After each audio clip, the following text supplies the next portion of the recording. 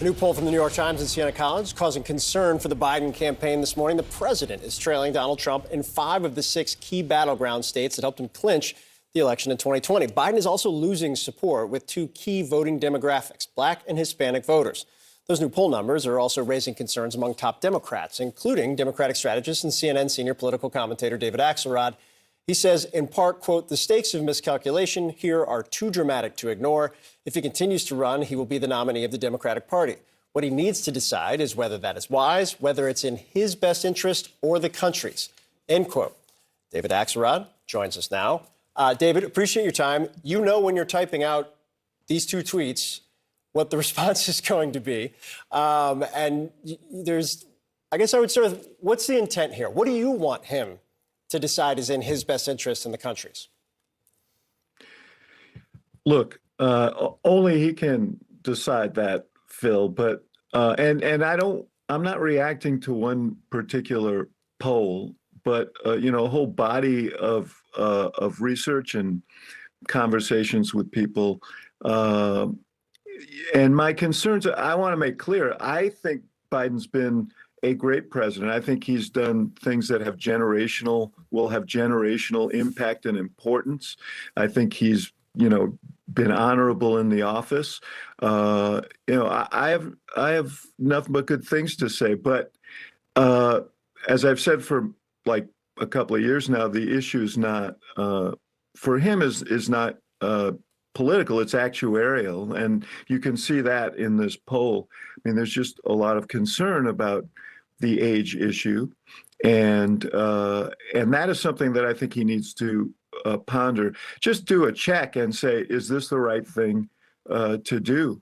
I believe if he does run, he will be the nominee. And I'm not encouraging people to challenge him. I think the party should fall in behind him if he's the nominee of the Democratic Party, because at the end of the day, this is not a normal race. This is a race about democracy and the state of our democracy and the survival of our democracy. And that's the threat on the other side here.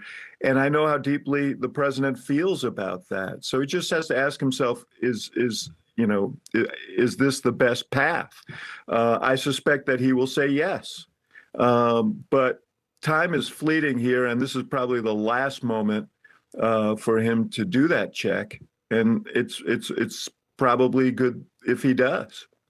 You use a lot of ifs in that answer, and there's the if in your tweet, if he continues to run. Do you have information from reliable sources around him that is still an if in his mind? And if not him, then who? To the contrary, no, yeah. I don't. But that doesn't mean that he shouldn't pause to think about it. He's got enormous pressures on him right now. He's managing 2 global crises, and I think he's doing it, with great vigor and great passion. We've got a host of things at home, and the question is, do you add a campaign to that? And what's your ability to do all those things at the same time? Well, and how does that contribute to people's concerns that are expressed in this poll? Polling numbers, I should point out, we had lousy polling numbers at this time in our campaign in 2011 when I was working for Barack Obama, and we overcame those numbers and we won. But the 2 things that are different are that Obama was 50 and not 81, and we didn't have Donald Trump on the other side. So those are 2 factors that have to be considered. 2 really significant factors. David Axelrod, I know we'll see you a little later this week. Thanks so much for joining us this morning. Looking forward to it. Thank you.